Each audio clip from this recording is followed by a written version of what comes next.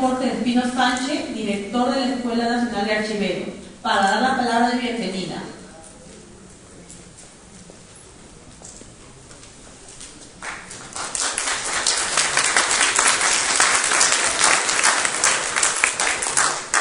Distinguida concurrencia, muy buenas noches.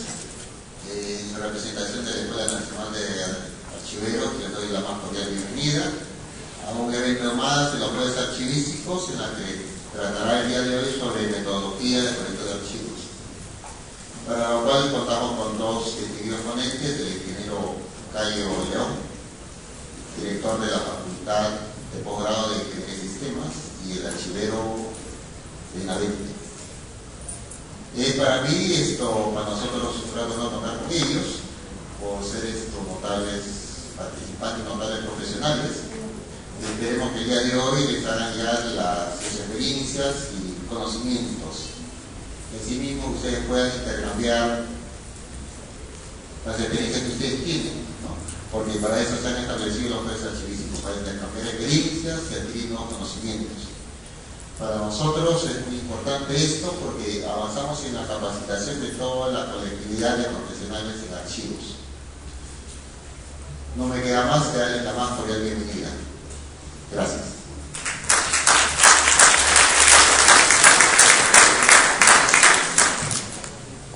La conferencia denominada Metodología Básica para la Gestión de Proyectos Archivísticos estará a cargo del magíster Cayo León Fernández y el archivero Martín Benavente Zavala, a quien invitamos a pasar a la mesa de honor.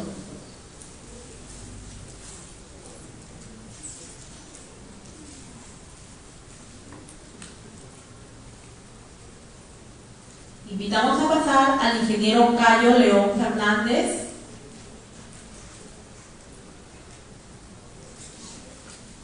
Al ingeniero Cayo León Fernández a la mesa de honor, quien es magíster en Computación e Informática de la Universidad Nacional Mayor de San Marcos, máster en Gestión de la Información y del Conocimiento por la Universidad Paul Valéry Montpellier de Francia, magíster en Computación e Informática. Tiene especialización en Defensa y Seguridad Nacional. Tiene más de 22 años de experiencia en el área de tecnología de información, experiencia en la dirección de proyectos de desarrollo, implementación y desarrollo de sistemas de información, especialmente en el sector financiero. Actualmente es director de la unidad de posgrado de la Facultad de Ingeniería de Sistemas e Informática y de la Universidad Nacional Mayor de San Marcos. Ingeniero Cayo, damos pase a que pueda continuar con la conferencia.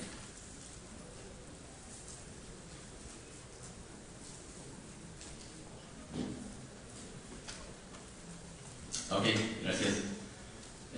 Buenas noches, distinguida concurrencia. ¿Se escucha? ¿No? Ok.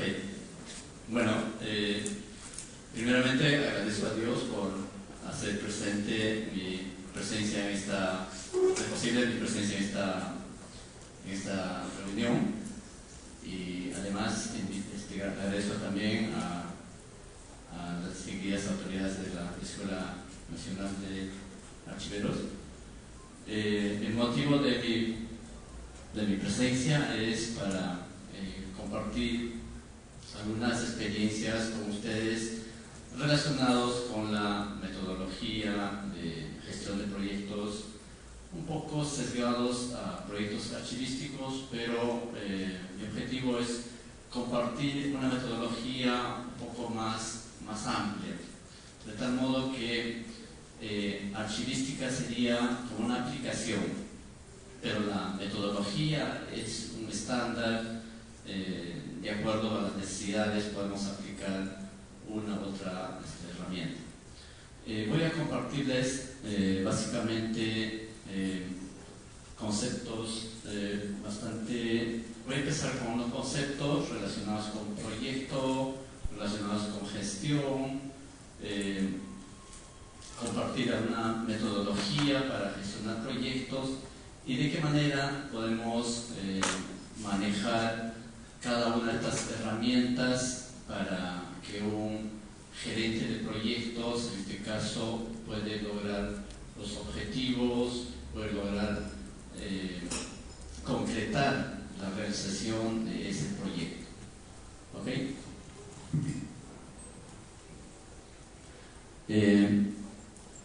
Siguiente, por favor. Bueno, para complementar mi presentación, como me antecedieron, yo soy director de MBA posgrado de la Facultad de Sistemas de San Marcos.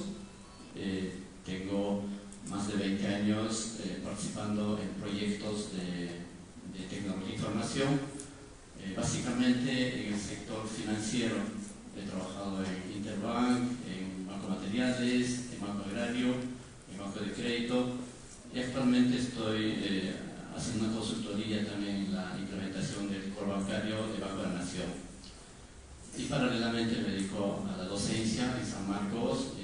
Básicamente los cursos que dicto son cursos relacionados con proyectos de tesis, con gestión de proyectos y también con desarrollo de software. Dada cuenta que la tecnología no es ajena a nosotros, pues la tecnología aplica en todas las áreas de conocimiento. Por lo tanto, hay que usar tecnología para gestionar proyectos. ¿Okay? Primero empecemos definiendo cómo nace un proyecto, ¿no? Un proyecto nace a partir de un problema, una oportunidad, una necesidad y se genera una idea. Esto en todo proyecto, no solamente en proyectos archivísticos, también hay proyectos de inversión, en proyectos de software, también en proyectos de investigación. Normalmente cuando empezamos a desarrollar nuestro proyecto de tesis, pues empezamos con una posible idea, tratar de identificar un problema en algún área, en un sector, de repente en nuestra empresa, de repente en algún ambiente donde posiblemente haya un problema. Dada la idea, pues esa idea hay que tratar de transformar en un objetivo. ¿Okay? Una vez que tengamos el objetivo, para alcanzar ese objetivo, pues hay que generar un producto. Entonces, ese producto debe dar solución al problema, a la oportunidad y necesidad original. Entonces, solo será ejecutado a través de la realización de un proyecto dentro del marco de las organizaciones involucradas. Entonces, cuando empezamos a hablar ya de proyectos, estamos identificando algunos componentes, como es el objetivo, como es el producto, como es la solución, como es la organización.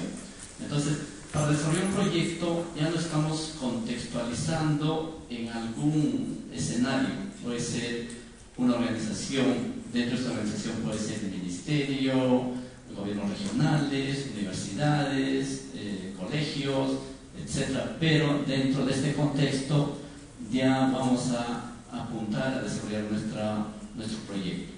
¿Ok? Sí. ¿Cómo definimos entonces un proyecto? Según el PMI, el PMI es una institución que se encarga de regular, reglamentar y difundir las buenas prácticas de gestión de proyectos, lo define como un esfuerzo temporal que se lleva a cabo para crear un producto, servicio o resultado único. Entonces acá estamos ensamblando varios términos. En estas dos líneas estamos definiendo lo que es un proyecto. Un esfuerzo, el esfuerzo que va a producir un cambio. ¿Qué se entiende por temporalidad? Temporalidad en este caso no significa que es cortito, sino la temporalidad está relacionada en que va a tener una fecha de inicio y una fecha fin. ¿Okay? Único, todo producto o todo servicio que desarrollamos es único, si no, no es proyecto. Tiene objetivos y deben ser cuantificables. Todo proyecto aporta beneficios a la organización, de lo contrario no deberían realizarse, y consume recursos y son muy limitados. Entonces, Cuando hablamos de proyectos, pues ese proyecto está desarrollándose con una temporalidad. Eso significa que para que sea proyecto debe haber una fecha de inicio y una fecha fin. Entonces, hay muchos que decimos, estoy trabajando en un proyecto. ¿Y cuándo empezó ese proyecto? Bueno, hace 2 años. ¿Y cuándo termina? No sé, pero sigo trabajando en este proyecto. ¿Será un proyecto? No. Entonces, un proyecto debe tener una fecha de inicio y una fecha fin. Terminará en algún momento, bien o mal, pero va a terminar, si no, no es proyecto. ¿Okay? ¿Debe ser único? Sí. ¿Cómo demostramos que es único? Un proyecto se desarrolla por un conjunto de equipos en un determinado tiempo, en una localización especial, pero no habrán otros proyectos idénticos. Entonces, eso nos hace que nuestro producto, nuestro proyecto va a ser único. ¿Sí? Entonces, cuando hablamos de producto, un artículo producido que es cuantificable y que puede ser un elemento determinado o un componente, a eso se llama producto. En otras palabras, para hacer referencia a los productos, pueden ser materiales y bienes. ¿Okay? Entonces, un proyecto es para generar un producto o para generar un servicio. Un servicio es un trabajo útil realizado que no produce un producto ni un resultado tangible. Por ejemplo, llevar a cabo cualquier de las funciones del negocio que respaldan la producción o la distribución. Entonces, proyectos ya nos contextualizamos en cualquiera de los escenarios dentro de nuestra realidad. Por ejemplo, el gas de Camisea fue un proyecto, posiblemente un proyecto con varias etapas. Posiblemente haya habido un proyecto de exploración, después explotación, después la instalación, la conexión desde Cusco a Lima. Cada uno de ellos han sido proyectos, ¿no? Que han tenido una fecha de inicio, una fecha fin. Proyecto del tren eléctrico de Lima, bueno, que empezó hace un tiempo, pero después se retomó y llegó a concretarse. Entonces, un edificio multifamiliar, el proyecto del DNI electrónico, por ejemplo, ¿no? Es un proyecto que en algún momento se dio una idea, se concretó con ciertas funcionalidades y ahora ya está terminado y ya está pasado a producción. ¿Okay? Entonces, cuando manejamos proyectos, las estadísticas nos dicen qué tanto estamos maduros en la gestión de proyectos. Según esta estadística, muchos de los proyectos fracasan, hay muchos que fracasan en el intento y hay pocos exitosos. La columna de la izquierda, que está en color azul, desde el 94 hasta el 2002, en esa evolución, pues desde el 16% que eran exitosos a la fecha, al 2002, están 34%, y al año pasado, al 2010, se ha subido al 36%, pero el 2012 llegó a bajar a 34%. Eso significa que todavía no tenemos maduro o todavía no conocemos herramientas o todavía no dominamos las metodologías para gestionar proyectos. Solamente el 30 y tantos % son exitosos. Hay un porcentaje de los que fallan, pues a la fecha se ha bajado del 31% del 94 al 15% del 2002. Entonces significa que ya estamos madurando de alguna manera, ya hay proyectos exitosos, pero hay un grupo de proyectos, los que están en color beige, los que pueden haber sido exitosos, pero no necesariamente han terminado en el tiempo debido. Es decir, pueda que haya logrado mi objetivo, pero con doble presupuesto, o con, de repente, mi proyecto estaba para 1 año, pero terminé en 2 años, pero llegué a terminar, ¿no? Entonces, hay proyectos que pueden ser exitosos, hay proyectos que han fallado y algunos que han logrado sus objetivos, pero han llegado con ciertas dificultades, ¿no? Por ejemplo, el video o el film del Titanic, ¿habrá sido un proyecto exitoso? ¿Por qué?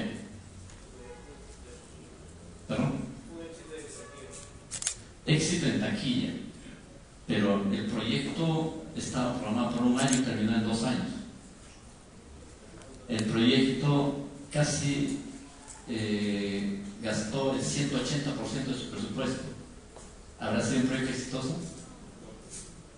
Entonces, posiblemente el proyecto como gestión no fue exitoso, pero el producto fue exitoso, ¿no? Entonces, me propuse desarrollar el film en 1 año, pero terminé casi en 2 años. Decidí invertir más de 100 y llegué invirtiendo 180. Entonces, sufre de tiempo, se gastó mucha plata, pero al final el producto fue exitoso, ¿no? Entonces, no todos los proyectos exitosos también tienen buena duración. ¿Qué pasó con el Challenger?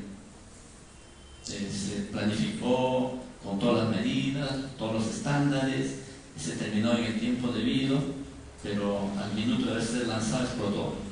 ¿Habrá sido un proyecto exitoso? ¿Qué pasó con el producto? ¿No? Entonces, eso pasa con los proyectos. ¿Sí? Entonces, la temporalidad, habíamos dicho que tiene inicio y fin definidos, culmina al alcanzar objetivos o debe cancelarse. Temporal no es corta duración, temporal no aplica al producto o servicio del proyecto, ¿no? Por ejemplo, hubo un proyecto del Obelisco, el diseño de un nuevo auto, el Congreso de la PEC, el cierre por la crisis, etc. Sí. El producto o servicio o resultado único es cuantificable, un elemento terminado, un componente, capacidad de prestar un servicio o documentos.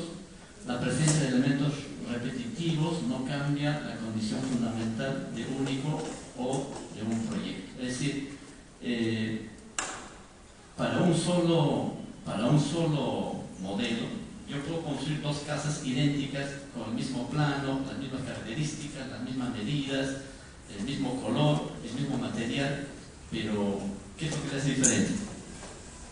Si estoy usando el mismo plano, son idénticos las 2 casas. ¿Qué es lo que le hace diferente hacia casa? Puede ser la ubicación. El hecho que tenga una inclinación de 1 centímetro o 2 centímetros de terreno ya es diferente, ¿sí? Entonces, o pueden ser diferentes propietarios, diferente ubicación, diferentes contratistas, etc. ¿Okay? Sí. Entonces, otra característica del proyecto es que debe tener siempre tiene una elaboración gradual. Eso quiere decir que podemos ir desarrollándolo por etapas, ¿okay? Por ejemplo, para el proyecto de una planta industrial, empezamos con ingeniería básica, tendrá un ciclo de desarrollo de ingeniería básica, terminamos ingeniería básica, continuamos con ingeniería de detalle, después pasamos a ingeniería de fabricación, construcción y operación. Es decir, en el tiempo va a ir quemándose etapas o fases como toda la metodología, como todo el proyecto. ¿Sí? Entonces, esto es lo que les estaba comentando. Hay proyectos que tienen... hay proyectos y proyectos. Hay proyectos que se llaman proyectos y hay otros que se llaman no proyectos. ¿Qué es lo que nos diferencia? Por ejemplo, para desarrollar un software yo me demoro 1 año. Una vez que pasé a producción ese software o ese sistema, pasa a producción y hay una fase ya de mantenimiento, pero en la fase de mantenimiento estoy haciendo correcciones, cambios a ese sistema. Esa parte de mantenimiento será proyecto. Por ejemplo, el diseño de un auto.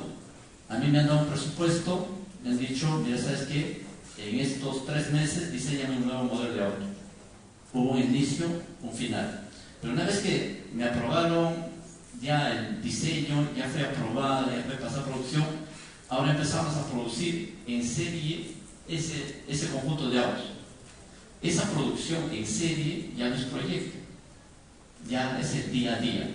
Entonces, la diferencia de un proyecto y de una operación en este caso es que los proyectos tienen la temporalidad y los no proyectos o las operaciones son el día a día. ¿Okay? Por ejemplo, el diseño y construcción de una planta. Va a haber una fecha de inicio, una fecha final. Terminamos el diseño, entregamos el diseño, ahí termina el proyecto. Pero ya cuando desarrollamos, construimos la planta, entra a producción, eso ya es el día a día, deja de ser proyecto. ¿Okay? Sí. Entonces, los proyectos están también alineados a los planes estratégicos. ¿Cómo nosotros justificamos que un proyecto es viable si un proyecto está dentro de los requerimientos de la organización? Cuando nosotros desarrollamos proyectos, lo primero que tenemos que ubicarnos es en la estructura o en el plan estratégico del negocio. El proyecto que estamos desarrollando estará alineado a los objetivos del negocio, estará dando un valor a mi negocio. Si no le da valor, si no está alineado a los objetivos del negocio, simplemente no es un proyecto. ¿Ok? Sí.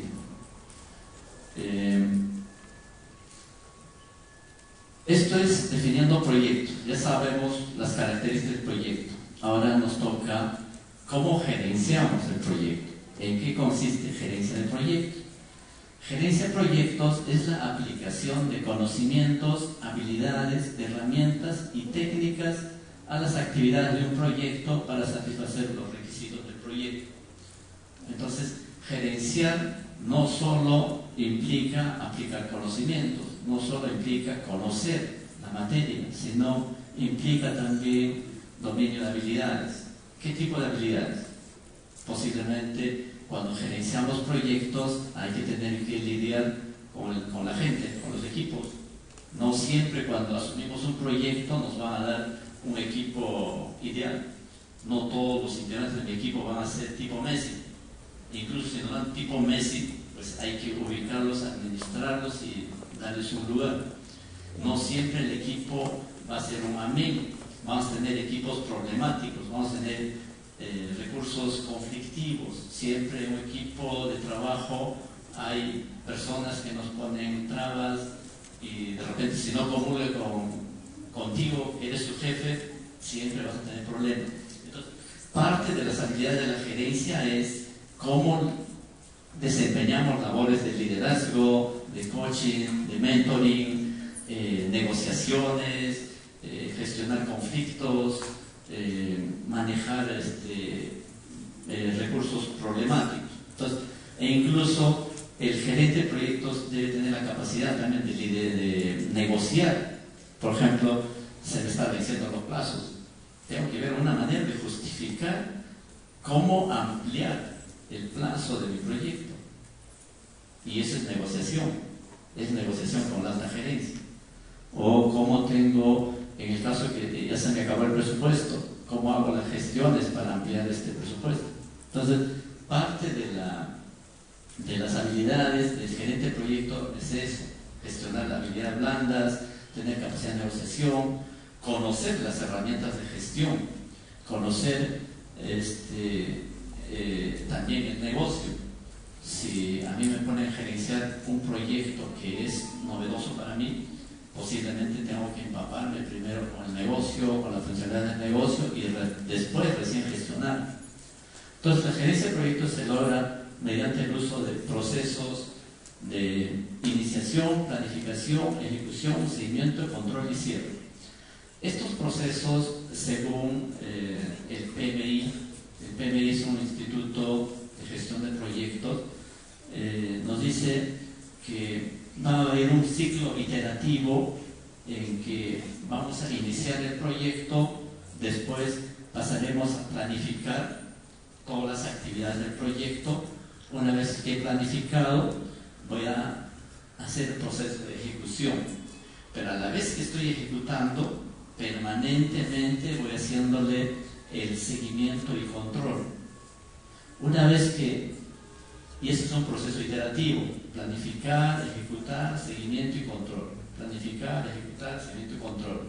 Una vez que he terminado, tengo que hacer el cierre del proyecto, es decir, hay un cierre formal del proyecto. Cuando a mí, como me han dicho que el proyecto es temporal, entonces cuando inicio un proyecto me asignan todos los recursos. Cuando termino el proyecto, tengo que devolver todos esos recursos, tengo que liberar esos recursos, tengo que hacer una entrega formal del proyecto, tengo que entregar oficialmente a la organización, es una presentación pública, es decir, mira, este proyecto que he desarrollado, estas son las ventajas, estas han sido las dificultades que he tenido al gestionar todo este proyecto, y acá entregamos ahora en producción, y estas son las ventajas y desventajas que vamos a tener por toda esta implementación. ¿Ok? Entonces, cuando gerenciamos proyectos, pues primeramente hay que identificar los requisitos, hay que establecer objetivos claros y posibles de realizar, hay que equilibrar las demandas concurrentes de calidad, alcance, tiempo y costos. No sé por qué llaman triple restricción, pero hay 4 componentes. Bueno, lo básico es que hay que gestionar el alcance, el tiempo y los costos.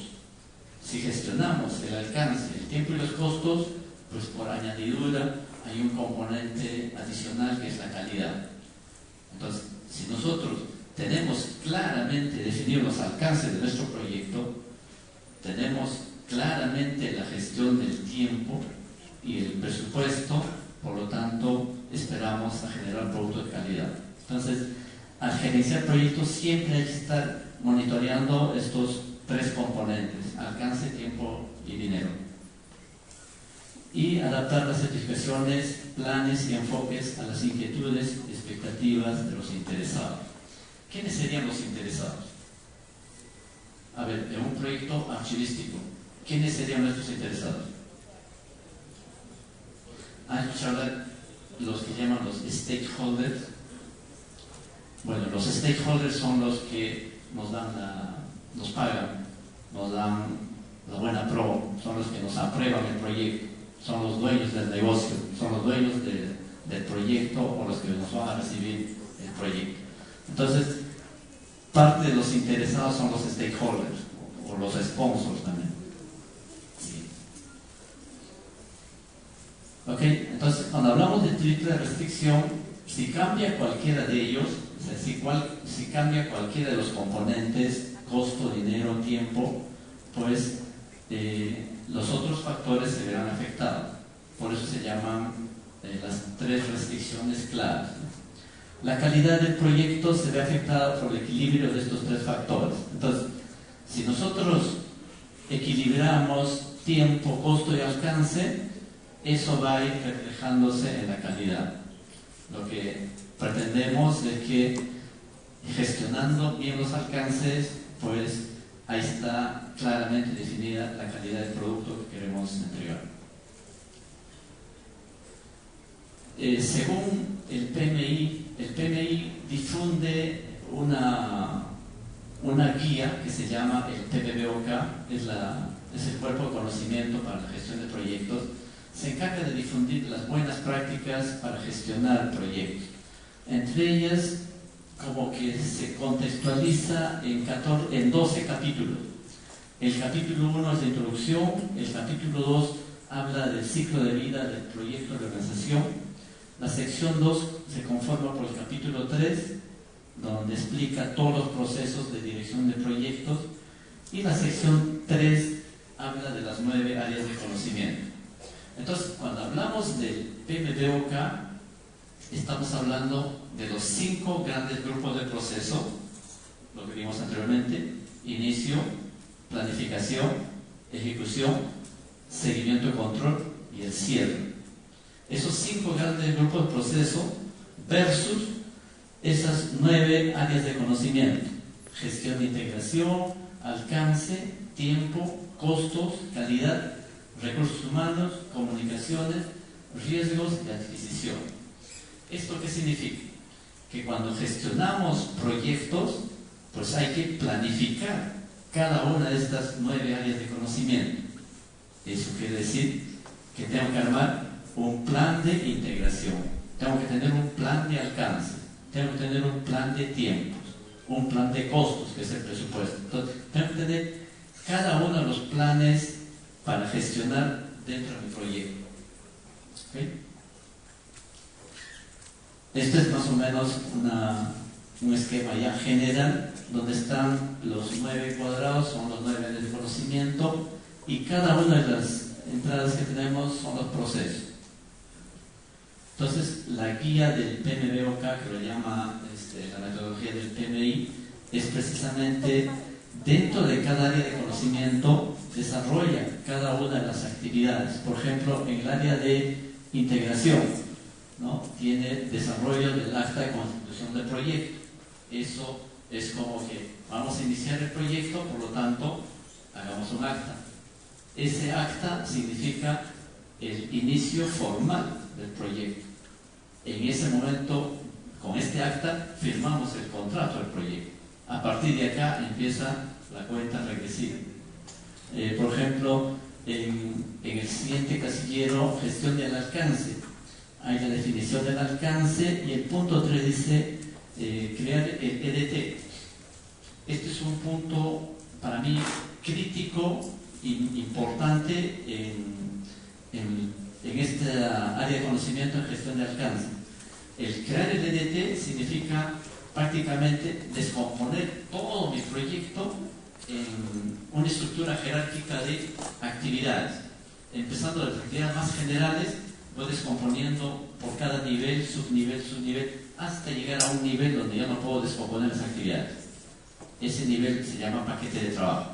Entonces, si yo descompongo todas las actividades involucradas en mi proyecto, pues eso es un buen referente para que, teniendo ese inventario de actividades, yo puedo hacer buenas estimaciones de tiempo, puedo estimar bien mi presupuesto, puedo asignar esa actividad a un responsable, puedo costear esa actividad, puedo identificar los atributos de esa actividad.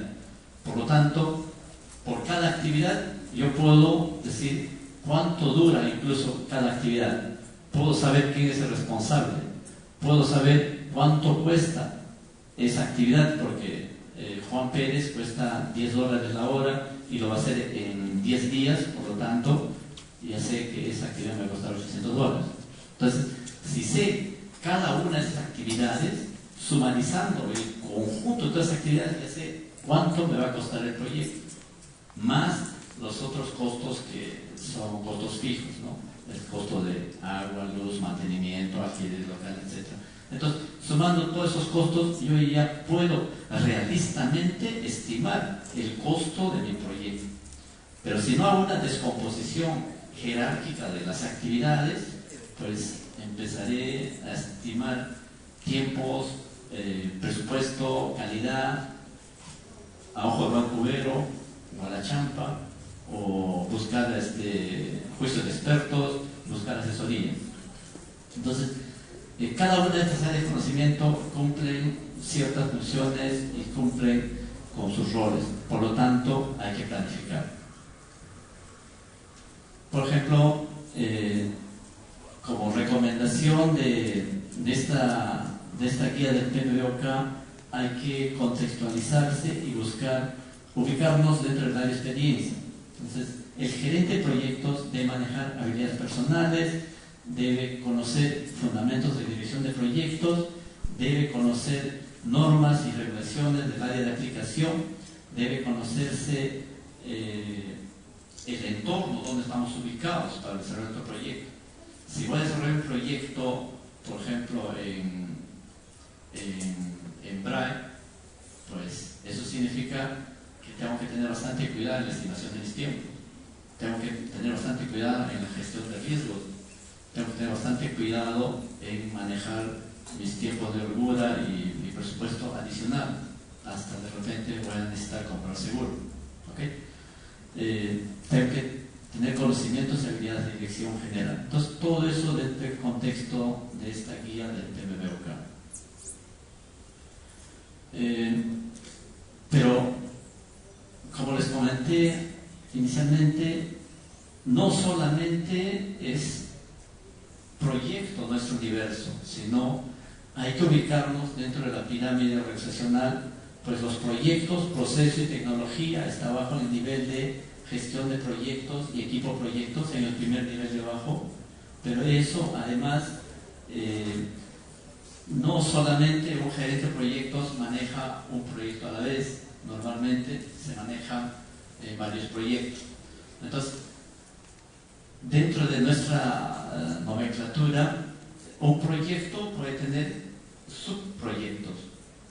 Y si yo manejo un conjunto de proyectos, estoy manejando un programa.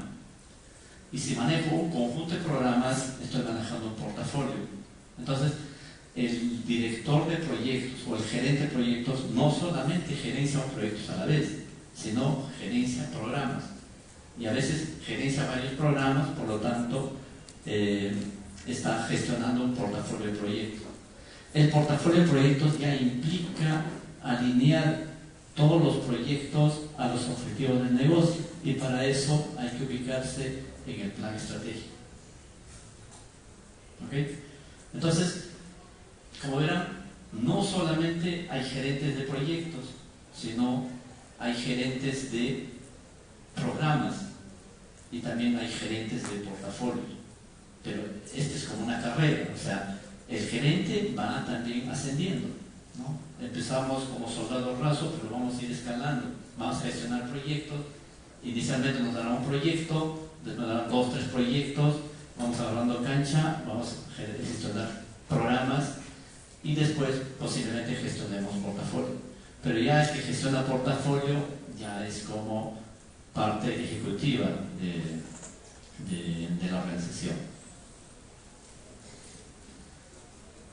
Entonces, dentro del contexto de gestión de proyectos tenemos subproyectos, proyectos, programas y portafolio, ¿no?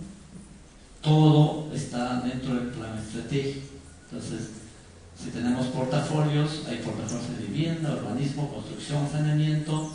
Dentro del portafolio hay programas y dentro de programas hay proyectos.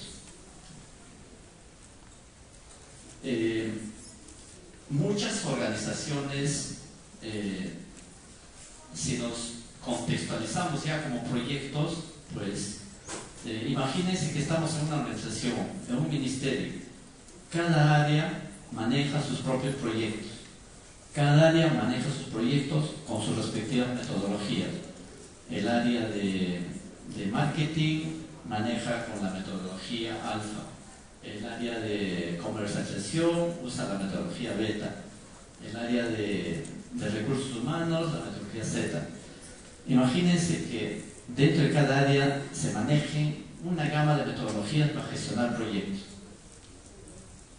Si ustedes fueran el gerente general o el gerente de división, imagínense tratar de conocer cada una de las metodologías que maneja el negocio. Entonces, si nosotros proyectizáramos nuestro negocio, es decir, todas las áreas lo manejamos por proyectos, todos adoptan una metodología estándar, cualquiera sea la metodología, pero todos hablan el mismo idioma, la misma metodología para manejar sus proyectos. Entonces, aparecería este concepto del PMO, o sea, la oficina de proyectos. La oficina de proyectos sería una oficina que se encargaría de uniformizar metodologías a nivel de organización, difundir las metodologías, servir de consultoría, hacer entrenamiento en la metodología, hacer que todos los proyectos usen las mismas plantillas, usen los mismos reportes. Entonces, si yo fuera el gerente general, pediría a la oficina de proyectos que me informe el estatus de cada uno de los proyectos. Esta oficina debe tener el control total de todos los proyectos de la organización. Si no fuera así, tendría que pedir a cada una de las oficinas que me informen, me informaran a su manera, o un formato diferente. Imagínense que yo, gerente general, para interpretar cada uno de los reportes del estatus de los proyectos. Entonces, en muchas organizaciones ya existe lo que se llama la oficina de proyectos. Es la oficina que se encarga de administrar todos los proyectos de la organización. Entonces, es la oficina que da apoyo. Por ejemplo, en el proyecto Alfa Beta tiene problemas en armar su plan de riesgos. Entonces, la oficina de proyectos manda un experto en cómo, en gestión de riesgos, en planificación de riesgos, y les asesora. Les da entrenamiento, pero no les hace la chamba. O sea, no les construye el plan de riesgos, sino La oficina de proyectos está como apoyo, como consultoría. Eso significa que acá en tu oficina deben estar los mejores expertos.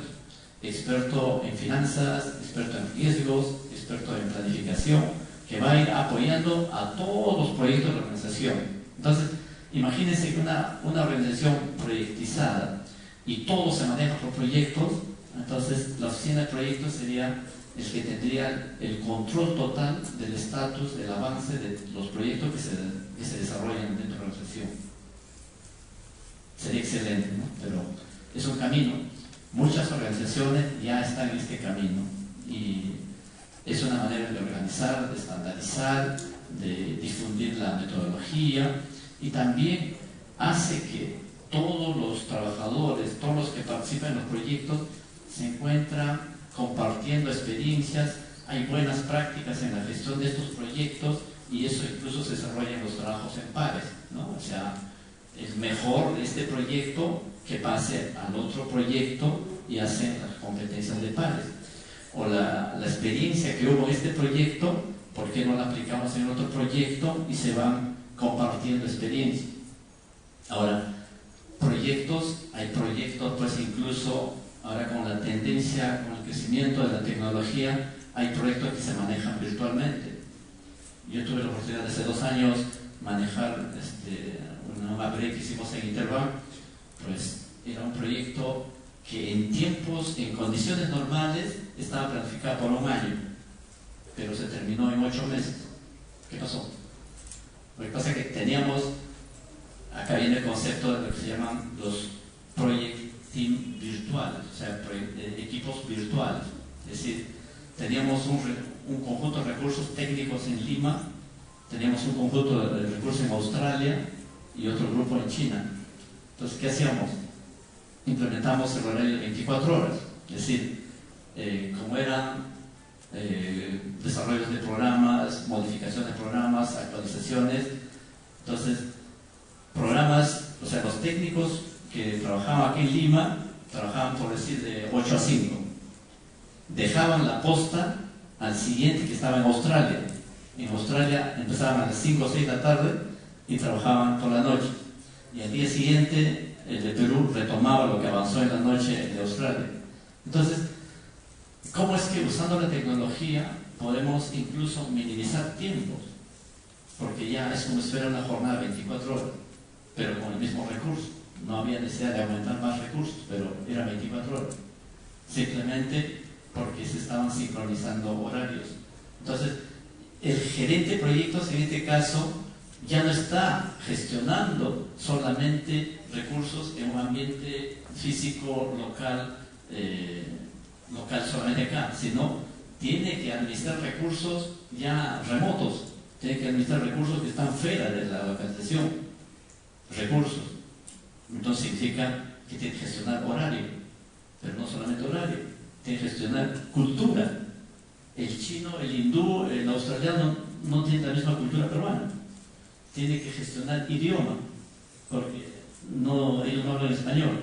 Entonces, lo que verán que el gerente de proyectos ya está incluso diversificando su producto o incursionando ya con otras metodologías o está aumentando más variables a su proceso de gestión. ¿Okay?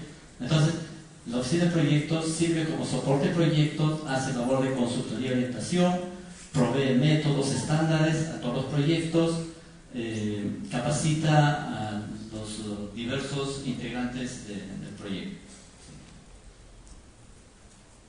Entonces, el ciclo de vida del proyecto, pues hay una relación directa entre el ciclo de vida del proyecto y el ciclo de vida del producto.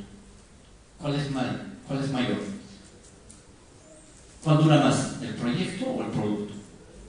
¿El producto? ¿Seguro?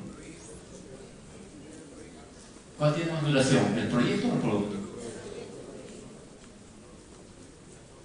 Levanten la mano los que dicen que el proyecto es más largo. Nadie. ¿Y el producto? Tampoco. Igual. Ok. A ver, el proyecto del Challenger duró casi como 5 años para construirlo. ¿Cuánto duró el producto? Ni 1 minuto. Entonces, no hay una relación directa cuál dura más, ¿no? Pero cada uno cumple con su ciclo de desarrollo. Pero sí, es diferente el ciclo de vida del proyecto con el ciclo de vida del producto. Entonces, el ciclo de vida del proyecto tiene una fase inicial, intermedia, final. Cuando termina el proyecto, pasamos a producción. Eso significa que ya pasa a operación. En operación ya pasa a ser producto. El producto, como todo producto, tiene un ciclo de vida. Termina su ciclo de vida, nuevamente vuelve a mejorar, o en todo caso desechamos, lanzamos un nuevo producto, igual armamos como un proyecto y sigue el ciclo de vida. Entonces, hay un proceso de maduración del producto y hay un ciclo de vida del proyecto. Entonces, como todo proyecto, hay que manejar las fases. Dentro de las fases, el nivel de costos de personal y en función al tiempo, ¿no? Hay fase inicial, intermedia y final. Igual que en este caso, se gestiona la influencia de los interesados versus el costo de los cambios. Bien, entonces el ciclo de vida de un proyecto, pues vamos a estar sopesando, como les dije inicialmente, van a haber grupos de procesos llamados iniciación, planificación, ejecución, seguimiento, control y cierre, versus las diversas fases de cada proyecto. Entonces, la fase 1 del proyecto puede cumplir los cinco grupos de procesos. Es decir, si yo divido mi proyecto, como proyecto en general, tengo inicio del proyecto, planificación del proyecto, seguimiento, ejecución y cierre del proyecto. Pero en cada fase también puedo decir inicio de la fase 1, planificación fase 1, seguimiento, ejecución de la fase 1, cierre de la fase 1. Y cada fase puede tener su ciclo de los 5 grupos de procesos. Entonces, ¿quiénes son los interesados? Son personas y organizaciones que participan de forma activa en el proyecto o cuyos intereses pueden verse afectados como resultado de la ejecución o conclusión del proyecto, ¿no? Entonces, dentro del proyecto tenemos el patrocinador del proyecto, es un interesado, el director del proyecto, el equipo de dirección del proyecto, el mismo equipo del proyecto y los interesados del proyecto en general. Entonces, acá en algunas bibliografías posiblemente encuentren, en vez de interesados, a los stakeholders. Entonces, los interesados son los que se están beneficiando del resultado del proyecto. En base a los requerimientos, se hace el análisis de los interesados, se hace una evaluación y se satisface los requerimientos de los interesados. Todo proyecto se ve influenciado por la organización. Los proyectos son parte de una organización más grande que el proyecto mismo, y el proyecto es afectado por la madurez de una organización. Como notarán, lo que estaba comentando, ¿no? O sea, el proyecto posiblemente tenga un sistema de gestión de proyectos, va a estar influenciado por una estructura organizacional. La otra influencia es la cultura y el estilo de gestión de la organización. No todas las instituciones están preparados para ser gestionados profesionalmente. Hay mucha burocracia, hay mucho problema en la gestión de empresas, especialmente cuando estamos en un contexto de una institución estatal o pública. Hay problemas, ¿sí? Yo preguntaba un proceso, uno de mis usuarios me decía, este proceso, ¿cuánto te demora para hacerlo? 3 días. Pero si optimizamos y te implemento el sistema, esto lo puedo hacer en un día o en 2 horas. No me conviene. ¿Pero por qué estamos ganando tiempo? No, porque si no se implementa esta solución, pierdo mis horas extras. Entonces, por eso este recurso aguantaba su proceso, su tarea, porque si lo optimizábamos, pues tenía sus intereses personales. Entonces, en muchas organizaciones se anteponen los intereses personales que los intereses de la organización. Por eso a veces no maduramos mucho en este campo de la gestión de proyectos. Entonces, hay un proceso de maduración de la gestión de proyectos. Es todo un proceso. Las mismas entidades privadas van evolucionando permanentemente y se van haciéndose profesionales, ¿no? Los mismos bancos, ¿no? O sea, van evolucionando en el tiempo. La ventaja es que ellos se van midiendo en el tiempo. Por eso hay estándares que miden qué tanto estamos madurando en el tiempo profesionalmente, en parte de la gestión y en base a ciertos indicadores. Es por eso que existe un CMM, ¿no? Un modelo de madurez. Diciendo, tengo un estándar, madurez nivel 1, nivel 2, nivel 3. Entonces, a medida que van optimizando sus procesos, van madurando. Y eso en muchos casos, cuando quieren rankear esas empresas, ellos dicen, estoy en el CMMI nivel 3. Eso significa que es una empresa que ha madurado, tanto a nivel de gestión, a nivel de organización y a nivel de dirección. Entonces, parte de la influencia es la oficina de gestión de proyectos también. ¿Ok? Entonces, los procesos de dirección de proyectos, pues siempre van a tener una entrada, como todo proceso, una entrada y una salida, y hay un proceso a través del uso de un conjunto de herramientas, ¿no? Hay dos categorías, hay procesos de gestión de proyectos y procesos orientados al producto. Estos son los 5 grupos de proceso que les comenté. Según el PMI, hay una iniciación, es el que define y autoriza el inicio del proyecto o de la fase. La planificación define y redefine objetivos, planifica los cursos de acción requeridos para lograr los objetivos. La ejecución integra las personas y otros recursos para llevar a cabo el plan de gestión del proyecto. La supervisión y control mide y supervisa regularmente el progreso para identificar variaciones del plan de manera que tomen acciones correctivas. Y el cierre formaliza la aceptación del producto, servicio o resultado y conduce al proyecto o fase a una conclusión ordenada. O sea, es el cierre formal del proyecto. Entonces, estos 5 grandes grupos procesos son los que interactúan con las 9 áreas de conocimiento según el PMBOK. Como les dije, se van overlapeando cada uno de estos procesos, ¿no?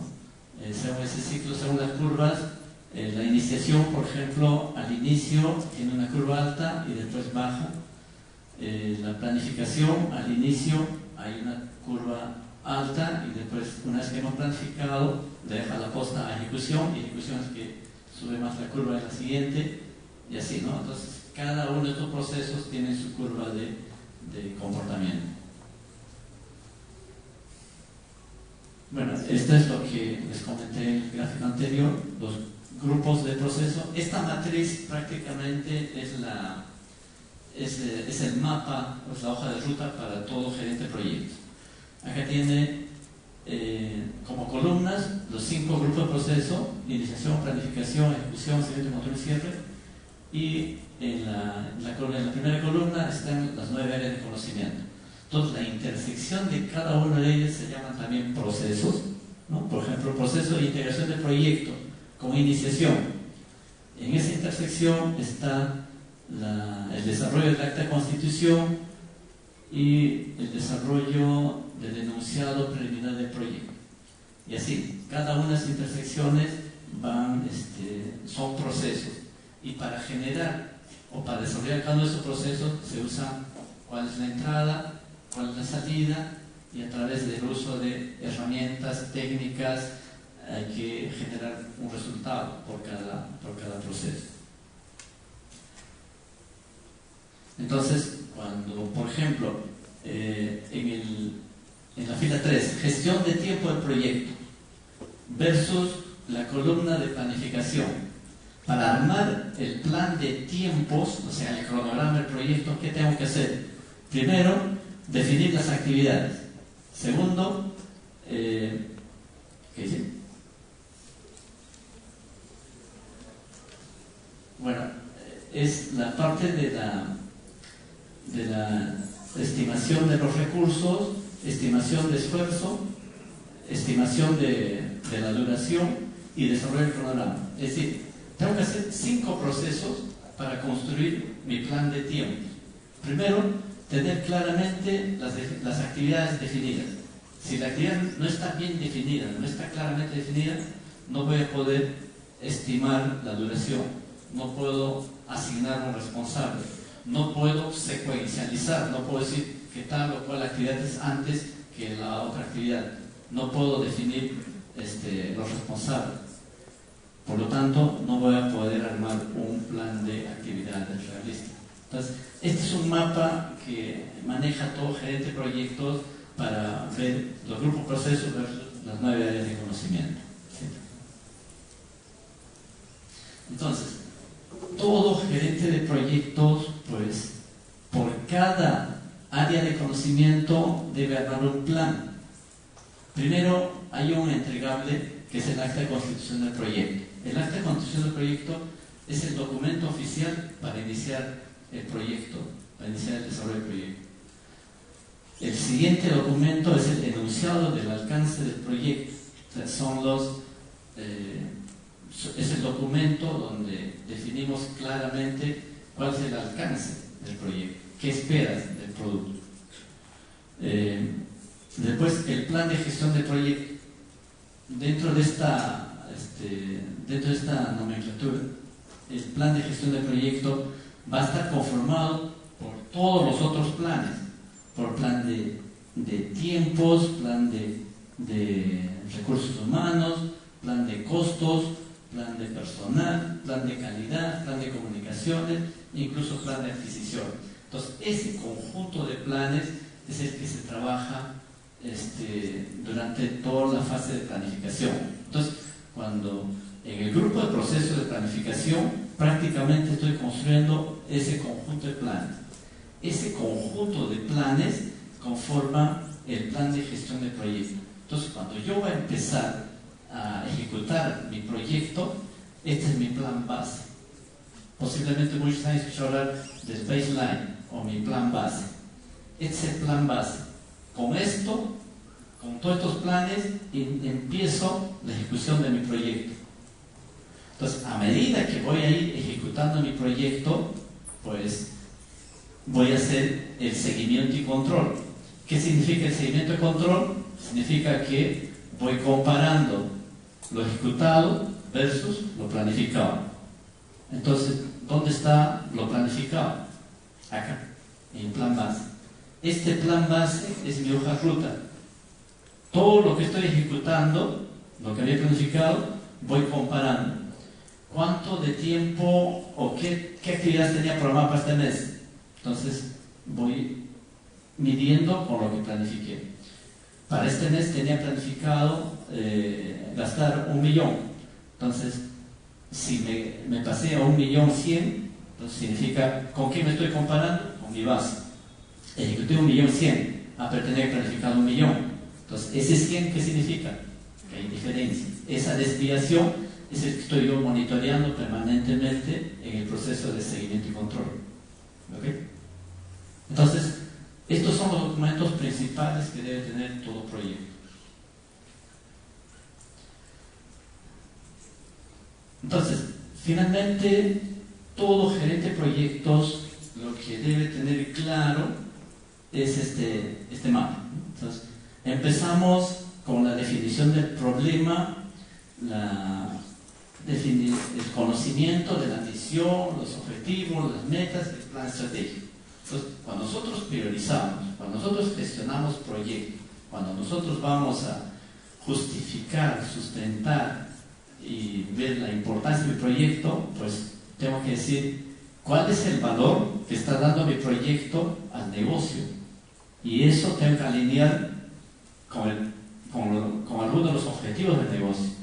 ¿Y dónde encuentro los objetivos del negocio? ¿Dónde están definidos los objetivos del negocio? en el plan estratégico, ¿no? Entonces, primero me ubico arriba, en el plan estratégico. ¿En qué objetivo o a qué objetivo está alineado el proyecto que voy a desarrollar? Y según eso me siento importante o no. Porque si mi proyecto le da más valor a otros objetivos estratégicos, pues voy a tener todo el respaldo de la alta gerencia. Voy a tener todo el apoyo. Porque al momento que voy a lanzar mi proyecto, voy a decir, este es mi proyecto y está alineado a tal objetivo. Por lo tanto, necesito todo el apoyo. Porque si yo manca todo, ¿no? Si yo fracaso, si mi proyecto fracasa, pues vamos a fracasar todos. Porque el que va a verse afectado es el proyecto. Por lo tanto, ese es el inicio formal. Al dar el inicio formal del proyecto, yo tengo que comunicar públicamente que mi proyecto está alineado a tal objetivo. Y cuando finalice, voy a decir, igual, el objetivo fue cumplido, es el producto y por lo tanto son resultados. Y posiblemente ahí hagamos un inventario de son las lecciones aprendidas, que nos va a servir para los próximos proyectos. Eso es lo bueno.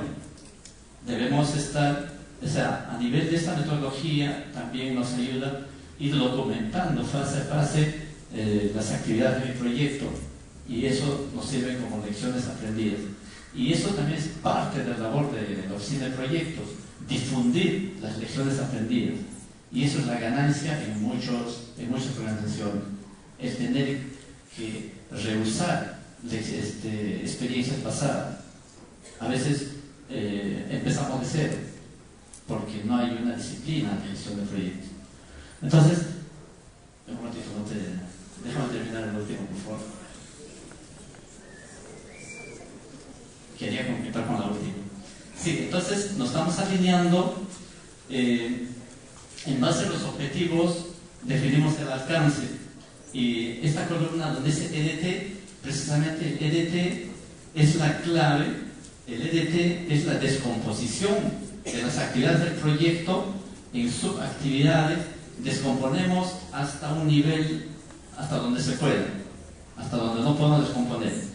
Eso es una buena herramienta para cualquier gerente de proyecto, porque teniendo el EDT, yo puedo, después del por qué, armar un equipo, es decir, qué tan bien conforma mi equipo el proyecto. Parte del éxito de la gestión de proyectos, qué tan bien tú armas tu equipo de proyecto, o sea, qué tan bien está el organigrama de tu proyecto, qué tan bien armas tu equipo, es como equipo de fútbol, qué tan bien seleccionas tu arquero, tu defensa, tu delantero. Entonces, si sabemos a través de la descomposición de las actividades y con qué equipo cuento, entonces yo puedo asignar responsabilidades, puedo armar esta matriz que se llama matriz de responsabilidades.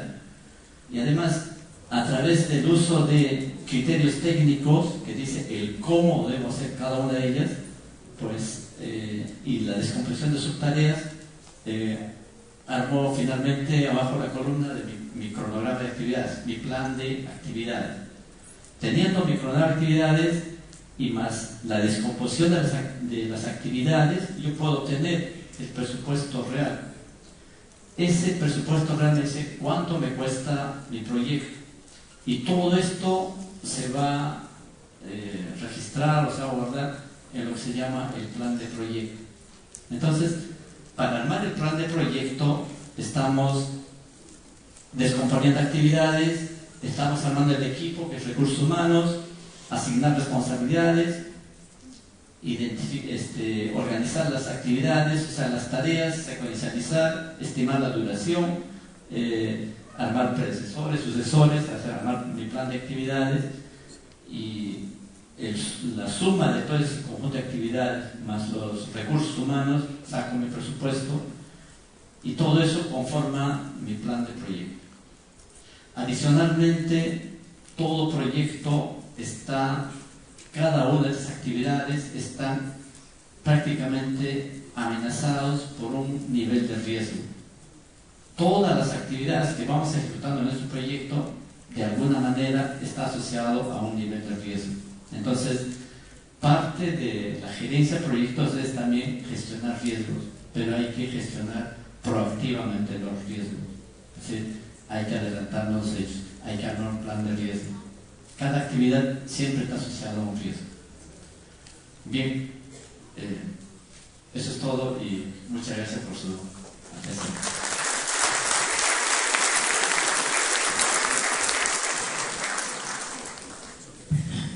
Bien, ahora presentamos al archivero Martín Benavente Zaval, quien es egresado de la carrera profesional en archivo de la Escuela Nacional de Archiveros y diplomado en Ciencia de la Información en la Universidad Católica del Perú en 2004, con estudios integrales complementarios en Administración, Marketing, Planeamiento Estratégico, Gerencia en Archivo, Legislación Archivística, Paleografía e Inglés.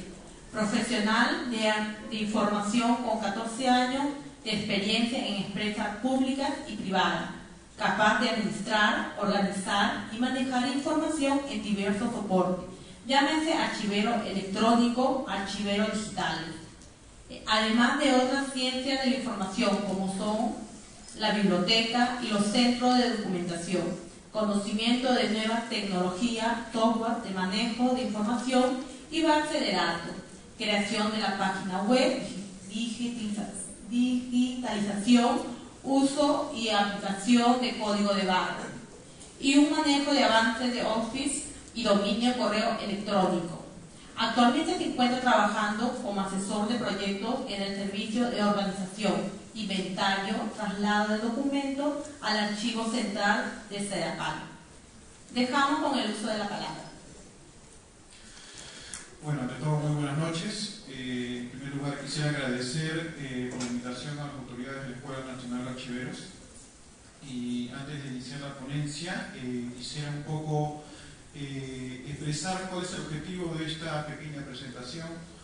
La idea es un poco transmitir los conocimientos teóricos que el magíster León acaba de exponer hace unos minutos, a través de plasmarlo de modo práctico en un servicio que hemos escogido de la empresa CEDAPAL, que es la que actualmente vengo realizando, considerándolo que es un proyecto de manera integral que involucra no solamente el trabajo operativo archivístico, sino también un trabajo normativo y software en archivos. Para llegar a este nivel de experiencia, de poder gerenciar un proyecto en esta institución, el cual ahorita estamos bajo la responsabilidad de un presupuesto de 1.200.000 soles, ya que estamos haciendo una organización de 37.000 cajas de archivo, hemos tenido que pasar por varias experiencias que han ido sumando a poder de alguna manera afrontar esta responsabilidad. Anteriormente he venido realizando labores de tipo normativo en otras instituciones como CINERMIN, por ejemplo, en elaboración de cuadros de clasificación, diagnósticos de archivo y manual de procedimientos, lo cual ha ampliado bastante el panorama y la experiencia de cómo tenemos que plasmar todas las normas y la legislación archivística en las empresas del Estado para poder de alguna manera dar una utilidad práctica a las instituciones públicas y privadas, obviamente. Asimismo, hemos desarrollado en otras instituciones el desarrollo de software de archivo, lo cual nos ha permitido que, a pesar que no soy ingeniero de sistemas, poder tener claro cuál es la estructura de un software específicamente de archivos, ¿no?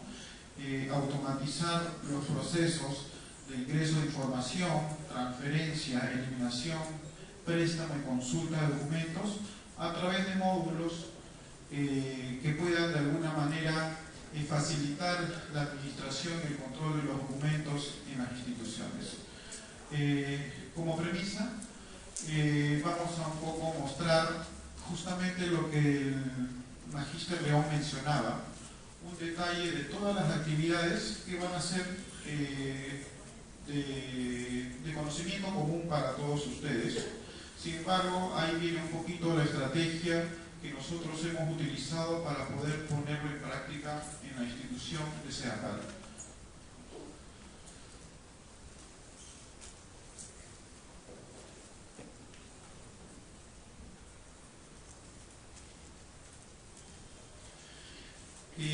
Como todo proyecto del Estado, esto se inició a través de un diagnóstico de archivos, el cual evaluó no solamente el trabajo operativo o las necesidades que presentaban, sino todo lo que formaba parte del sistema institucional de archivos en CEDAPAL. Se evaluó todo el tema normativo, cuáles eran sus procedimientos con los cuales contaba, si contaba con cuadros de calificación, programa de control de documentos, así como en qué nivel de orden o desorden se encontraba la documentación que había por trabajar. Asimismo, se evaluó todo el tema de su software de archivo, el cual, producto del diagnóstico, se realizaron varias recomendaciones para una mejora y tener de alguna manera las herramientas completas y concretas para poder iniciar un trabajo operativo. Una vez que CEDAPAL regularizó de alguna manera toda su documentación normativa, elaborando su manual de procedimientos archivísticos y su cuadro de clasificación, formaron parte dentro de las especificaciones técnicas del servicio para que la contratista, en este caso nosotros, podamos aplicar de alguna manera no criterios personalizados, sino ya criterios establecidos por la misma institución, ¿no?, realizados por especialistas de archivo y asociados a lo que la legislación archivística peruana establecía. Asimismo, en el tema del software de archivos se solicitó varias mejoras al sistema, ya que este tenía que estar ligado a todos los procedimientos de archivo que nosotros íbamos a implementar. Por lo tanto, era necesario que el software de archivo sea, de alguna manera, tenga una bastante relación con todo lo que son las áreas, las series documentales y los tiempos de vigencia de estas series, las cuales deben ser ingresadas al sistema para poder ejecutar en forma automática todos nuestros procedimientos de transferencia. Una vez que CEDAPAL regularizó todos estos pendientes, se inició a través de un servicio de concurso público, un servicio de organización, inventario y traslado de documentos al archivo central de todos aquellos documentos pertenecientes a su gerencia comercial, los cuales no es de toda la institución, solamente de la gerencia comercial, los cuales tenían un objetivo específico que era el siguiente, ¿no?, desarrollar las actividades de clasificación, ordenamiento, etiquetado e inventario de documentos, así como la correcta aplicación de los procedimientos de transferencia y eliminación de documentos, bajo una metodología establecida en los documentos normativos que ha elaborado CEDAPAL a través del archivo central y su gerencia comercial, y bajo la experiencia laboral de la empresa contratista responsable del desarrollo del presente servicio. Como bien especifica, son actividades básicamente operativas, pero que están ligadas definitivamente a un trabajo previo normativo y de sistemas.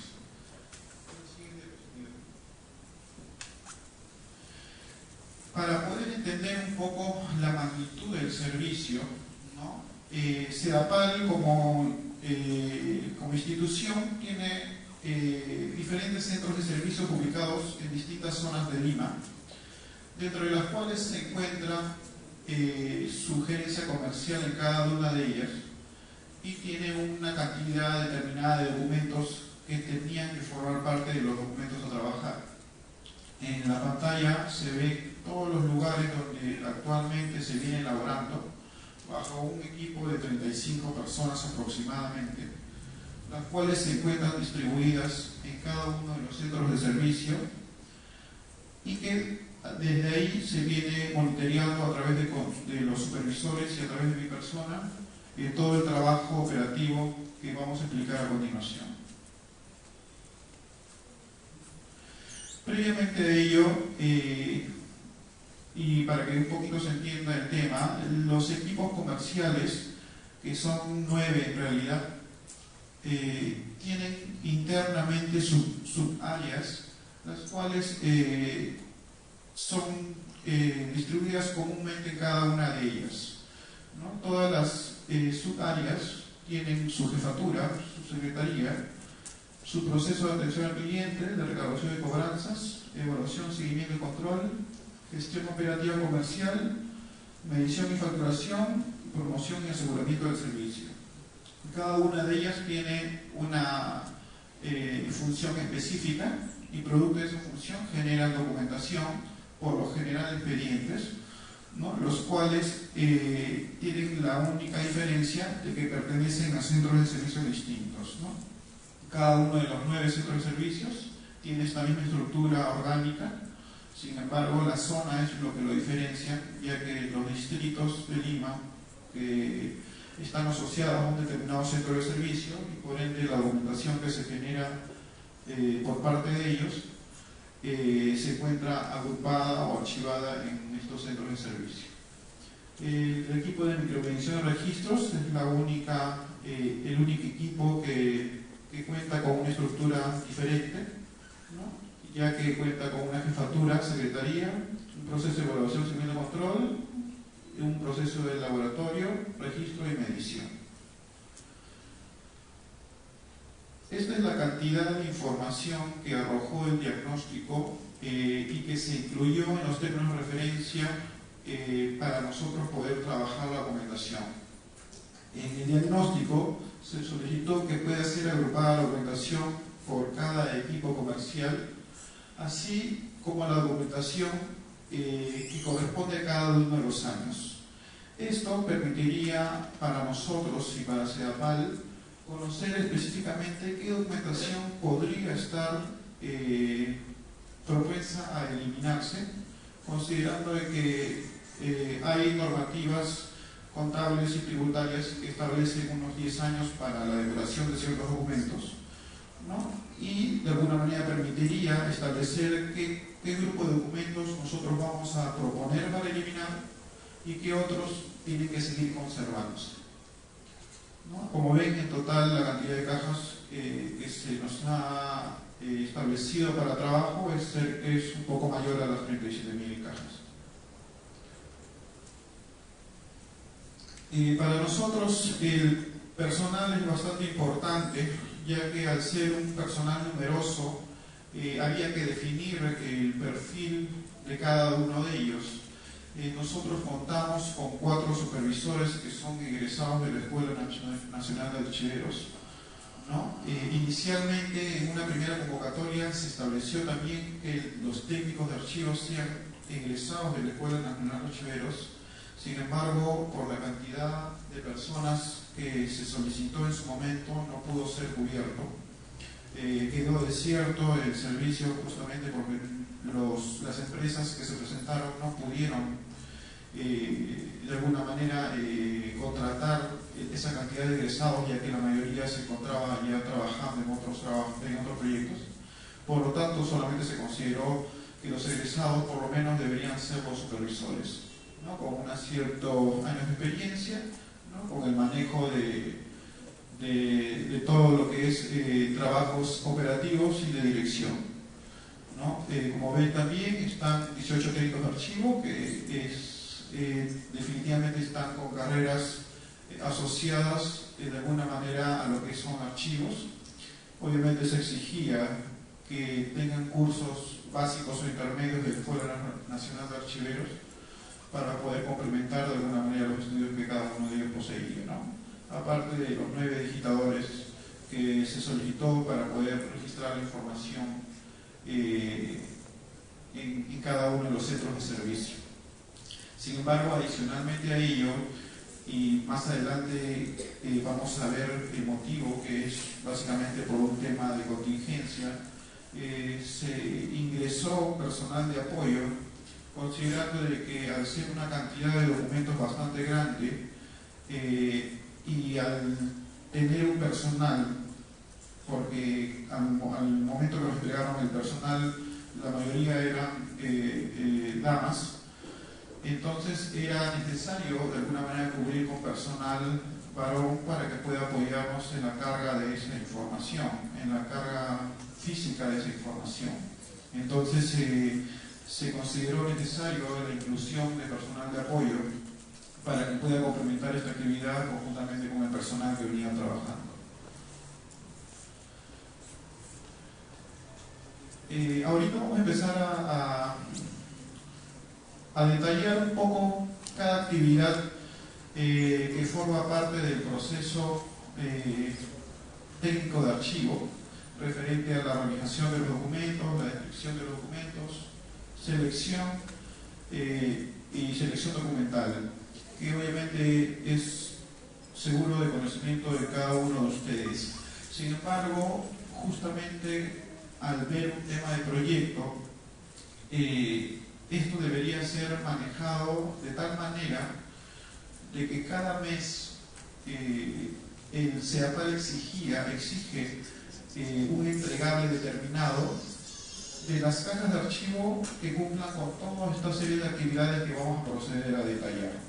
Entonces no podíamos nosotros ejecutar la actividad de acopio o clasificación de la totalidad del 100% de la documentación para recién proceder a la actividad de ordenamiento de documento y las actividades que proseguían, ya que eso tomaría varios meses y significaría que cada mes no podríamos nosotros facturar, ¿no? O dar por terminado un bloque de documentos con todas las actividades que nos indicaban.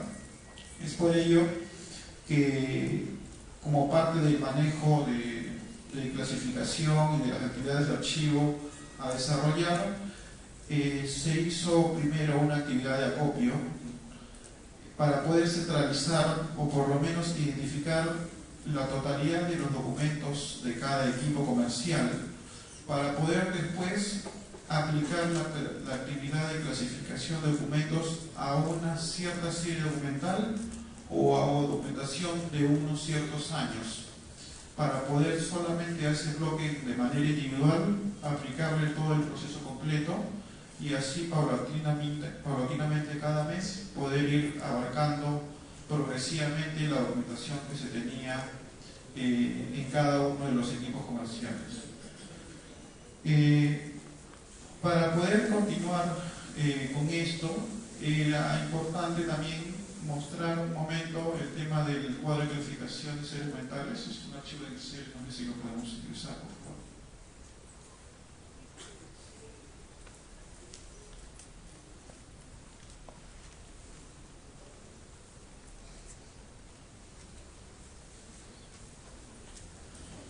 El cuadro de clasificación de series documentales incluye también los tiempos de vigencia de retención. Está anexado dentro de las términos de referencia que se entregó para el presente proyecto, en el cual se establecía cada serie documental que pertenecía a las subáreas dentro de cada equipo comercial. Es decir, como todos mantenían una misma estructura, la diferencia solamente es la zona, ¿no? El equipo comercial de Comas tenía la misma estructura y manejaba la misma tipología, las mismas series documentales que los demás equipos comerciales. Por lo tanto, la subárea de atención al cliente, por ejemplo, era las mismas series documentales y por lo tanto el mismo orden para los demás centros de servicios ubicados en las distintas zonas. Aquí se establece el nombre de la serie documental, se incluye la tipología documental para el caso de expedientes, para saber cuál es la estructura del expediente que lo conforma. Adicionalmente se establece el valor temporal o permanente de esos documentos. Hay pocos documentos de valor permanente, la mayoría son documentos de valor temporal. Y establece su periodo de atención detallado en años, el cual describe cuánto tiempo de vigencia o de custodia debería permanecer en los archivos de gestión. cuánto tiempo más en los archivos periféricos y finalmente en los archivos, en los archivos central. Como ustedes ven en algunos casos, como el tema de correspondencia, CEAPAL estableció solamente conservar su documentación por 3 años y de ahí directamente el archivo de gestión que proceda a una depuración, ya que no consideraba necesario que sea transferido a un archivo periférico o un archivo central. Y por ende ya tenía una cantidad de años establecida. Seguido a ello, también estableció sus criterios de ordenamiento. Obviamente, por lo general, es por año, ya que como premisa del servicio se nos estableció para el funcionamiento del sistema de que dentro de una caja de archivo no podemos incluir 2 series documentales diferentes o 2 años diferentes. Deberíamos nosotros incluir solamente una determinada serie documental o una determinada serie documental de un año definido, ya que a esta información ingresando a la base de datos se establecía alertas las cuales estaban asociadas a la fecha de los documentos. En base a este cuadro de verificación es que nosotros ejecutamos las actividades de clasificación y ordenamiento de documentos y toda esta data ha sido ingresada al software archivo de CEAPAL, con lo cual de alguna manera ha permitido automatizar sus procesos básicamente de transferencia y depuración de documentos. Vamos a la presentación. A la presentación, sí.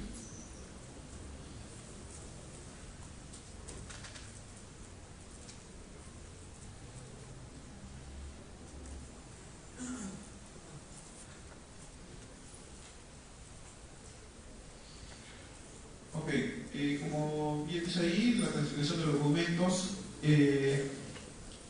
está establecido y estipulado por el cuadro de clasificación de series documentales y obviamente se respeta en todo momento los principios archivísticos de orden original y de procedencia. En el caso del ordenamiento de documentos, tal como establece las normativas del archivo, existen básicamente 3 metodologías de orden, que es por proceso, por serie documental y por años, ¿no? También asociada a la cuadro de verificación, ¿no? Y adicionalmente a ello, una vez clasificada la documentación, esta puede ser ordenada de manera numérica o cronológica o alfabética, según sea definida en el cuadro de clasificación. Adicionalmente a estas actividades se encuentra lo que es el empaque de los documentos. Por un tema de conservación, CEAPAL pedía que estos bloques de documentos sean formados en paquetes de 8 a 10 centímetros, que tengan una tapa y contratapa en la parte superior e inferior del documento, amarradas por un pabilo para que puedan ser maniobrables fácilmente. Adicionalmente a eso, había que hacer un etiquetado de las cajas en forma autoadhesiva bajo un número ya determinado por el archivo central, el cual también estaba asociado a todo lo que corresponde a la base de datos. Cada una de estas actividades es importante detallarlas porque para poder determinar la producción mensual de los documentos, para nosotros era importante saber cuánto tiempo el personal le toma en hacer la clasificación o el ordenamiento o el empaque o el etiquetado de una cantidad de documentos determinada, sea definida por método lineal o por cantidad de cajas. Terminado el proceso de organización, se procedió a lo que es la descripción documental. Ahí teníamos que elaborar un inventario general de los documentos con toda la información referida a la serie documental, a la tipología, el orden numérico del paquete, de tal número a tal número o de tal letra a tal letra, adicionalmente al correlativo o rangos de fechas que contenía cada paquete en día, mes y año. Esta información era ingresada a un formato de migración en Excel para que pueda ser cargado al sistema de software archivo de CEDAPAL, denominado sistema SAC, ¿no? El cual tiene que ser ingresado al sistema SAC para dar de alguna manera concluido el proceso completo del servicio, ¿no? No se puede dar por terminado si es que la documentación no estaba ingresado en el sistema SAC.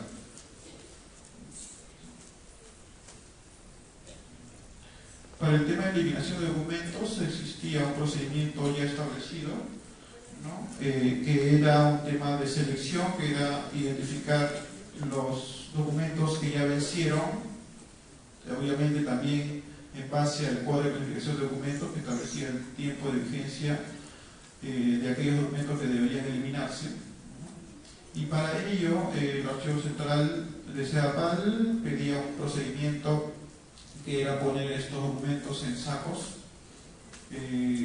para poder poner todos los documentos obviamente ordenados dentro de los sacos y puedan ser posteriormente revisados o evaluados por el Comité Evaluador de Documentos y posteriormente validados por el Archivo General de la Nación. Para ello, estos sacos deberían no solamente presentar un expediente de muestras, sino también tenían que tener muestras fuera de los sacos para que puedan identificar los contenidos de cada uno de ellos y poder validarlos. Y finalmente un inventario de eliminación para que puedan también tener un control de todo lo que se estaba proponiendo para depurar. Como actividades complementarias, era importante, como les dije anteriormente, definir lo que son los ratios de avance. Para nosotros establecer la cantidad de personas que se necesitan para cubrir cada uno de los centros de servicio. Era necesario saber cuánto era el avance diario en la actividad de clasificación, ordenamiento e inventario de documentos, y de tal manera saber cuál sería nuestra producción promedio mensual, de tal manera que podamos cumplir con los objetivos del proyecto y cumplir con los plazos establecidos, que en este caso es de 7 meses. La implementación de metodologías y proceso de trabajo operativo básicamente es que dentro del proceso operativo están incluidas otras actividades como son el traslado de documentos al archivo central, por lo tanto que había que hacer actividades referidas a un manejo programado de traslados físicos de las cajas que se venían trabajando, que si manejamos un poco de números, trabajar esa cantidad de 37.000 cajas en 7 meses es una producción aproximada de 5.000 a 5.500 cajas mensuales, las cuales deberían ser transferidas al archivo central para culminar su proceso. Por lo tanto, la recepción de 5.500 cajas en el archivo central es una recepción que no se da normalmente en CEDAPAL, por lo tanto que tenía que ser planificada y coordinada para que no pueda saturarse al momento de que se realicen estos traslados. En el caso del seguimiento y la evaluación de actividades, en el camino, conforme vamos avanzando con el trabajo, van surgiendo algunos inconvenientes referente a documentación que requiere mayor trabajo operativo, ¿no? O que tal vez su situación está en bastante desorden, lo cual no es igual la producción a una documentación que está relativamente desordenada. Por lo tanto, teníamos que proveer un poco en trabajar documentación que está bastante desordenada, conjuntamente con otra documentación que está relativamente desordenada, para poder compensarlo y mantener nuestro nivel de producción mensual. En el tema de la evaluación del personal es importante, en el primer mes fue importante evaluar la manera de trabajo de cada persona. No podíamos juntar personas que mantengan liderazgos grupales porque se nos hacía un poquito complicado que dentro del grupo de un centro de servicio tener dos personas que tenían una experiencia en liderazgo de grupo, ya que nos generaba algunos conflictos. Por lo tanto había que redistribuir en base ya conociendo la personalidad de los trabajadores, de los supervisores, de los técnicos, agruparlos nuevamente para que haya un ambiente sin problemas en el tema del trabajo.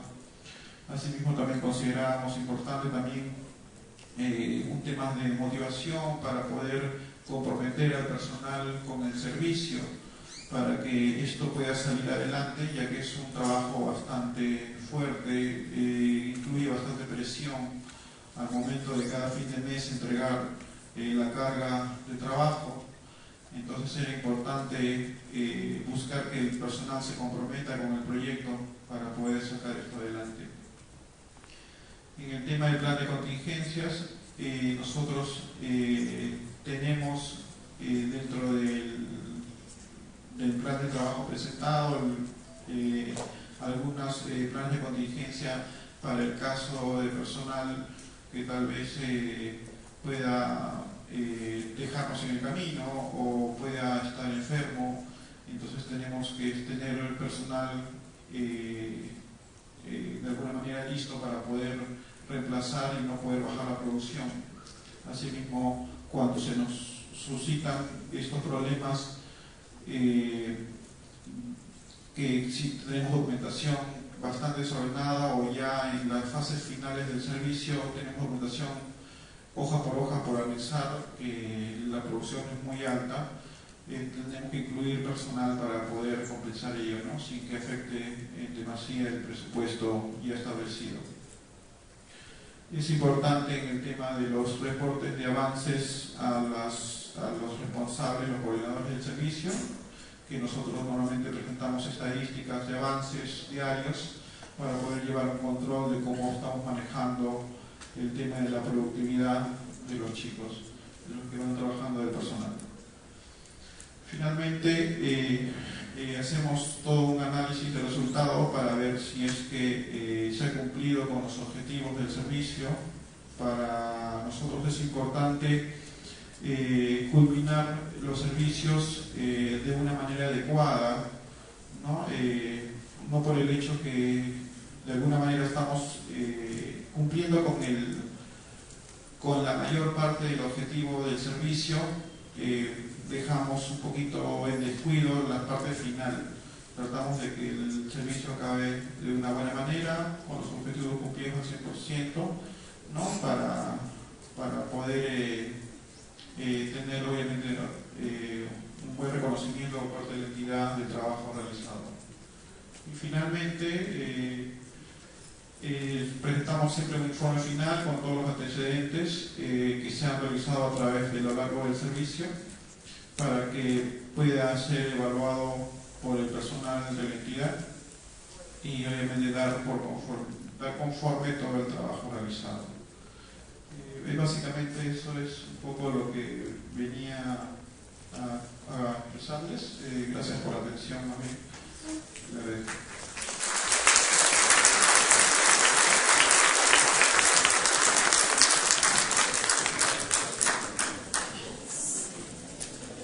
Bien, vamos a dar inicio a la rueda de preguntas. A ver si tienen una inquietud ustedes.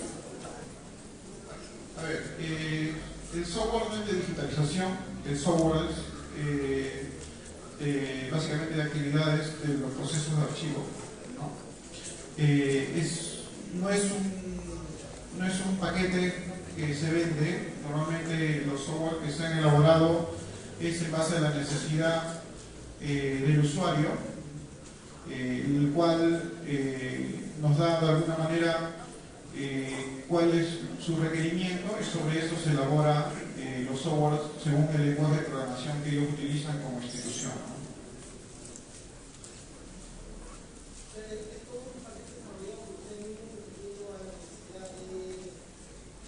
Sí, obviamente la estructura es parecida en todos los software de archivo, ¿no? Tiene un módulo de ingreso, un módulo de préstamo de documentos, de transferencia del nivel de gestión al periférico y del periférico al central, un módulo de depuración de documentos que muestra unas alertas de aquellos documentos que están propuestos ya para eliminar, producto que ya han sido vencidos, ya están vencidos según sus plazos que se han ingresado previamente, y un módulo de seguimiento de documentos que permite establecer cómo ha ido avanzando ese documento desde que se ingresó hasta que se transfirió de un nivel a otro, o si se encuentra prestado, ver qué usuario lo tiene. Es básicamente un tema de seguimiento de los documentos, ¿no? Es una estructura que por lo general se repite en casi todos los software, creo yo.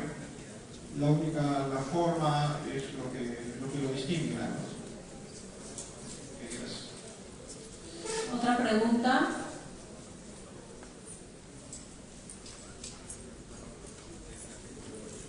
¿Ninguna?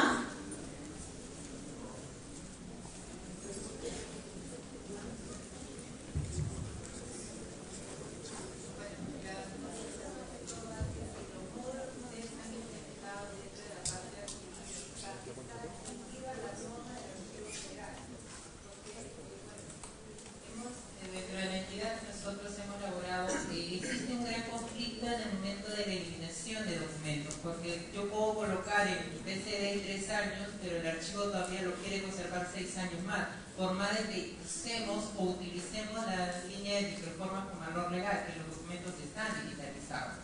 Entonces, en esos casos, ¿cómo ustedes lo han considerado esa parte de eliminación? Bueno, el cuadro de clasificación, donde establece también los periodos de retención, han sido aprobados por el Comité de Evaluador de Documentos de la institución. Ellos son los que han determinado de alguna manera cuáles son los años en que deben conservarse los documentos. Los que elaboraron el cuadro propusieron unos tiempos en base a las normas que existen para el sector público, pero son al final de cuentas la institución propia la que determina si es que respeta esas propuestas o agrega algunos años más. ¿No? En el caso de valor legal, bueno, en el caso de CEDAPAL no se ha establecido eso aún porque no tiene todavía ese tema en discusión, ¿no? Pero me imagino de que si es que se tuviera un tema pendiente por valor legal, debería el Comité Evaluador hacer una consulta al Archivo General de la Nación referente a este tema y según ello establecería cuál sería su tiempo real de eliminación para los documentos, a pesar que tal vez tenga un tema de valor legal ya pendiente o en proceso de administración.